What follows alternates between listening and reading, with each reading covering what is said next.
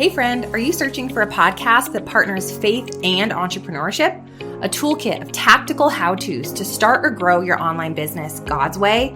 Hop over and check out The Stephanie Gass Show, a top 0.5% podcast for women who are ready to create impact and income without sacrificing family or their faith. Listen in to over 500 episodes on biblical business training, clarity on your niche, podcasting, monetizing, and so much more. That's STEPHANIEGASS, The Stephanie Gass Show. I pray it blesses you. Good morning, my friend. Hope you're doing well. 27 August, the 27th day of all in August. Can't believe we're almost done. I told you a couple days ago that I have a little conversation from neuroscience about something called cognitive dissonance that I want to talk to you about, and I do, but the week just sort of didn't play out like I thought it was going to, and this morning, even though it's a weekend, I've got to go in and do some kind of urgent surgery that they're preparing for now, so pray for me and the team and the patient and all that, but I just want to spend a couple minutes with you. I've been in Bible study this morning, and one of those times when what I was thinking and chewing on and praying about, God put the right verse in my hands to help me deal with that. And it came in the form of a song from Tommy Walker, believe it or not. My friend Tommy just released another one of his soulful scripture songs called He Will Hold Me Fast. And it turns out to be exactly what I was dealing with. That was been kind of Lisa and I have been sort of dealing with something, praying about something, and struggling with something. And so it just all kind of came together, and I thought maybe I would just share that with you for a minute as a quiet time. So we're going to spend a little time in Psalm 55. We're going to have an amazing song from Tommy and Eileen Walker, and then we're just going to go and get after it. I hope you have an amazing day. College football is starting today in the United States, if you're into that. It's kind of my favorite time of the year, the fall, cooler weather, football, all that stuff. So good stuff. And we're going to get after the idea of what to do when it feels like the sword just won't leave your house. Like if you feel like you're just under some kind of an attack, there's something going on that's heavy and hard, and you're trying to go all in, but other people are interfering with your ability to kind of keep the course and stay the race and stay in the fight. And when it feels like things are heavy and hard, and I know a lot of you are going through that because I read the prayer wall every day, and there's a lot going on. So we're going to get after it. We're just going to talk about how He will hold you fast, and you can trust in that. And the way that you begin to trust in it as you change your mind and remember who God is and the promises that He's made to you, and that'll change your life. And the good news is, when is it, Lisa? The good news is you can start today. Hey, are you ready to change your life? If the answer is yes, there's only one rule. You have to change your mind first. And my friend, there's a place where the neuroscience of how your mind works smashes together with faith, and everything starts to make sense. That place is called self-brain surgery. You can learn it, and it will help you become healthier, feel better, and be happier. And the good news is, you can start today. Thanks, Lisa. Hey, so glad to have you listening today. I'm Dr. Lee Warren, and I live in Nebraska in the United States of America with my incredible wife, Lisa, my father-in-law, Tata, and the super pups, Harvey and Lewis. I'm a neurosurgeon and an author, and I'm here to help you harness neuroscience, the power of your brain, faith, the power of your spirit, and good old common sense to help you lead a healthier, better, happier life. Listen, friend, you can't change your life until you change your mind, and I'm here to help you learn the art of self-brain surgery. To get it done, you can get the show notes and more at drleewarren.podbean.com. That's drleewarren.podbean.com, and if you like the show, please subscribe so you never miss an episode, and tell your friends about it. If you tell 2 or 3 friends this podcast was helpful to you, imagine how much good we can all do around the world together. I'm Dr. Lee Warren, and I'm here to help you change your mind so you can change your life. Let's get after it. All right. Hey, thanks, Lisa. Listen, we're going to talk about Psalm 55. Let me read you Psalm 55. David is suffering here. He's praying, and he's going through something hard. And let's just hear what he says. Listen to my prayer, O God. Do not ignore my plea. Hear me and answer me. My thoughts trouble me, and I am distraught because of what my enemy is saying, because of the threats of the wicked, for they bring down suffering on me and assail me in their anger. My heart is in anguish within me. The terrors of death have fallen on me. Fear and trembling have beset me. Horror has overwhelmed me. I said, oh, that I had the wings of a dove. I would fly away and be at rest. I would flee far away and stay in the desert. I would hurry to my place of shelter, far from the tempest and storm. Do you feel him here? Lisa said this one time. We were going through something real hard. It was after Mitch died, and there was just a lot going on, and everything felt stressful. We felt like there were attacks coming from all sides. And she said, I just feel like running away. I just wish I could get in the car and drive and find a place where this wasn't happening. Right? This is what David's saying right now. I just wish I could fly away like a dove. I would just go be at rest somewhere and stay there where all this stuff isn't going on. We've been going through something. It's really, really hard losing a child. I know you obviously have been through things in your life, and I hope that it's not that. But life is that, right? In John 16:33, Jesus promised in this world you'll have trouble. And so people lose spouses, and they lose children, and they lose siblings, and they lose parents, and they go through divorces, and they have hard things happen to them. They get cancer, and they go bankrupt, and all these things happen. You can't give up the bottle or whatever it is. The hard things happen, and when they do, it can start to feel like life is just coming at you from all sides, and you can't find any space or peace. And well, David's here, and he's feeling this. He's suffering. He's going through a hard thing. And for context, the story that he's complaining about here is the result of his sin with Bathsheba. He's committed adultery with Bathsheba. You probably remember the story from 2 Samuel. He committed adultery, tried to cover it up by having the husband killed in battle. He arranged for the husband to be sent to the front lines in this war, and the husband Uriah died, and the Bathsheba, the wife that he took by murdering her husband, had a baby that then God basically took that child from them as a punishment. But over in 2 Samuel, the prophet Nathan came to call David out for that sin, and he promised him something down in verse 10, 2 Samuel 12:10, Nathan says, now therefore the sword will never depart from your house, because you despised me and took the wife of Uriah to be your own. So Nathan promises him, God is going to punish you for this thing that happened. He's gonna keep strife in your family. And it's not that God's actively punishing him. He's just saying the consequences of this sin are going to follow you around for a while. This is going to be hard for your family going forward. That you're going to have trouble because of this decision that you've made, because of this sin that you committed. Now, don't hear me wrong. I'm not saying that all the troubles in our lives are because of sin. That's not true. But sometimes there are consequences of our action. You married the wrong person. You get pregnant at the wrong time. You get a DUI and you go to jail and you lose your job, and that follows you around because it's hard to get another job, right? Or you commit a felony when you're 17 and then you can't buy firearms, you can't vote, or different things happen, and sin follows you around. And it's not because God's actively punishing you. It's just because in this life, until we're redeemed, until we're restored, until he comes back, there are consequences to our behavior, right? Well, Nathan's here telling, hey, the sword's not going to depart from your house. There's going to be strife and trouble in your home for a long time because of this chain of events that you set off with your decision here to take somebody else's wife and have them murdered and all that stuff. So that's the background, the context, okay? By the way, as an aside, it's common in sports and in our society now for somebody to say, let's say you're playing golf and you hit a good shot, and your friend will say, you're the man, right? You hear that all the time. You're the man. Hey, you're the man. That actually came from 2 Samuel chapter 12. Nathan comes and tells David the story about basically ultimately convicting him of his sin. And he says, you are the man. Thou art the man. That's where this came from. So if you ever wondered where the phrase, you are the man, came from, it's 2 Samuel 12. Okay, moving on. So let's go back to Psalm 55. David is suffering. He's hurting. He's saying, I wish I could just run away. But then down in verse 12 is where it gets interesting, and this is why it's tied to what we've been going through. If an enemy were insulting me, I could endure it. If a foe were rising against me, I could hide. But it's you, a man like myself, my companion, my close friend, with whom I once enjoyed sweet fellowship at the house of God as we walked about among the worshipers. Hey friend, are you searching for a podcast that partners faith and entrepreneurship? A toolkit of tactical how-tos to start or grow your online business God's way?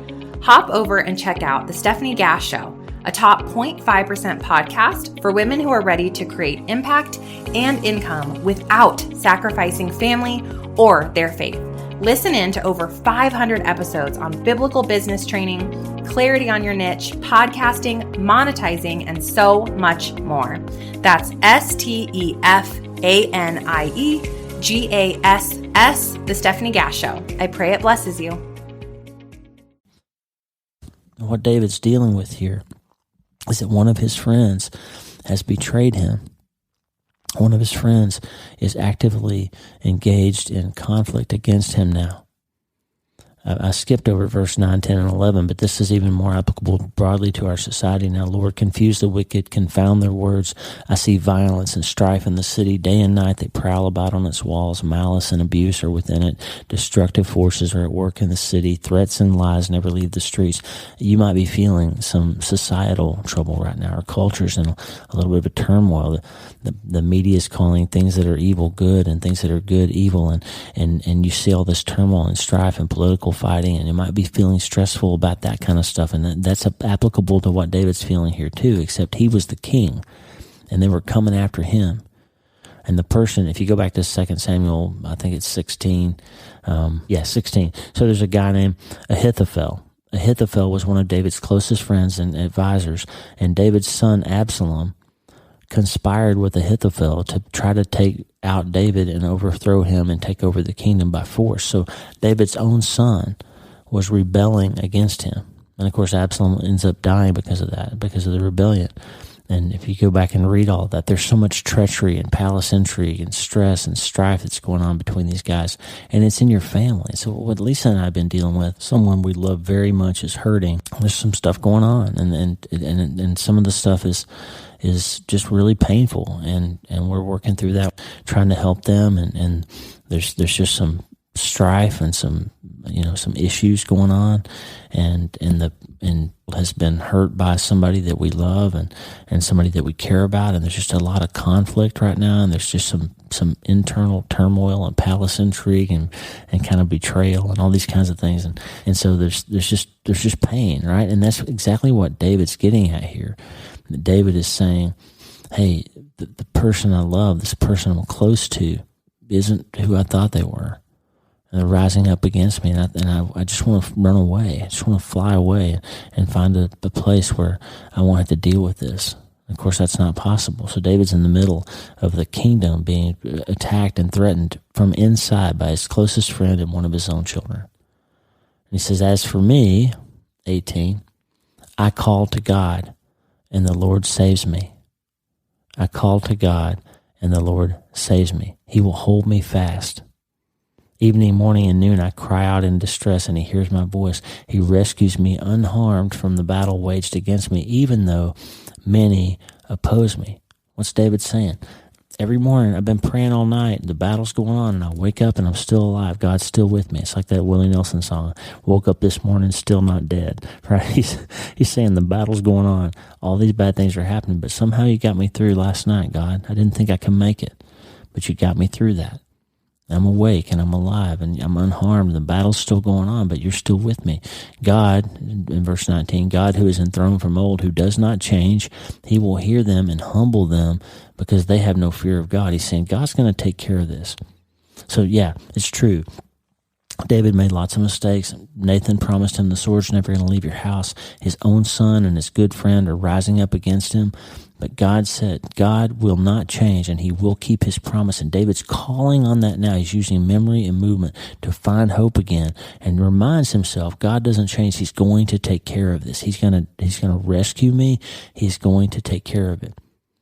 My companion attacks his friends. He violates his covenant. His talk is smooth as butter, yet war is in his heart.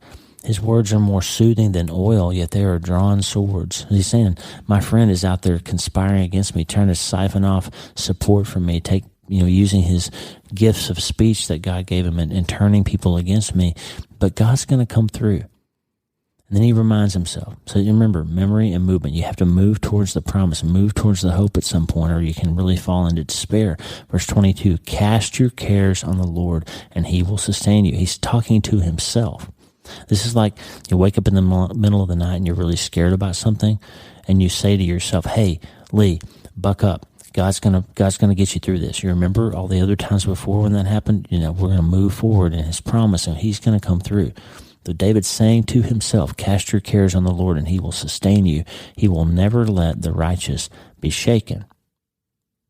As for me, he says at the end at 23, I trust in you, God. I trust in you. So he's in the middle of this hard thing. He's been betrayed. He's under attack. Life is hard. He wants to run away, but he can't because he's in charge. His kid and his friend are coming after him. And he ends it by saying, cast your cares on the Lord and he will sustain you. He will never let the righteous be shaken. That's what we're telling this person that we love. God's going to take care of you. This is going to work out. It's going to be okay. It's going to be okay. Sometimes we just want to run away. We just want to get away from it all and somehow get through it. But we somehow get away from it. But we know we got to stay in the fight and we got to press on, and God is going to take care of it. God is going to deliver it. And you can too, friend. You can get through it. And Tommy Walker and Eileen and the band are going to sing, He will hold me fast. And it comes right out of the scripture. Like no matter what is happening in your life, God will hold you fast. He will not let you go. He will not let you fall. As for me, in 16, as for me, I call to God and the Lord saves me. I call to God and the Lord saves me. That's what you need to know today. I'm going to go do some surgery. I'm going to go take care of somebody. I just want to share this little thought with you. Get out on the prayer wall, wlee1md.com/prayer, and whatever you're going through, I guarantee you it's probably not that your friend and your child are conspiring to murder you and take your business or take your kingdom. It's probably not that. There's always somebody that's had a little worse than you have, right? The sword's not going to depart from David's house, Nathan says, but it will depart eventually. Eventually, it's going to come through because God's faithful. He's got you, and he's going to take care of you. You just have to change your mind, and that's how you change your life. And the good news is, my friend, you can start today. Psalm 55:22. Cast your cares on the Lord, and he will sustain you. He will never let the righteous be shaken. Jude 1:24 says, now unto him that is able to keep you from falling and to present you faultless before the presence of his glory with exceeding joy. I am casting all my cares on the God above, who's reigned through ancient years. I'm releasing all my fears to the changeless one who captures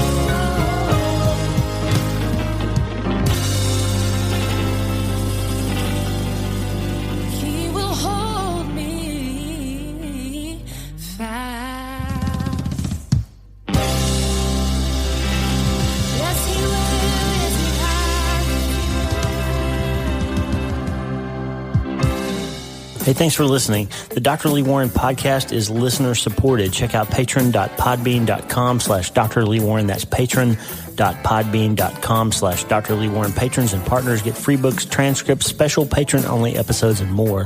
And partners like you allow us to stay ad-free and keep growing. Please subscribe to the show so you automatically get every episode. And if you like the show, you'll love my weekly letter. Check out my writing at drleewarren.substack.com, drleewarren.substack.com. Get the free newsletter every week for my best prescriptions for becoming healthier, feeling better, and being happier through the power of faith and neuroscience smashing together via self-brain surgery. drleewarren.substack.com. And if you need prayer, go to the prayer wall at wleewarrenmd.com/prayer. The theme music for the show is Make Us One by Tommy Walker, graciously provided for free by the great folks over at TommyWalkerMinistries.org. Check it out and consider supporting them. TommyWalkerMinistries.org. Remember, you can't change your life until you change your mind. And the good news is you can start today. I'm Dr. Lee Warren. I'll talk to you soon. God bless you, friend. Have a great day.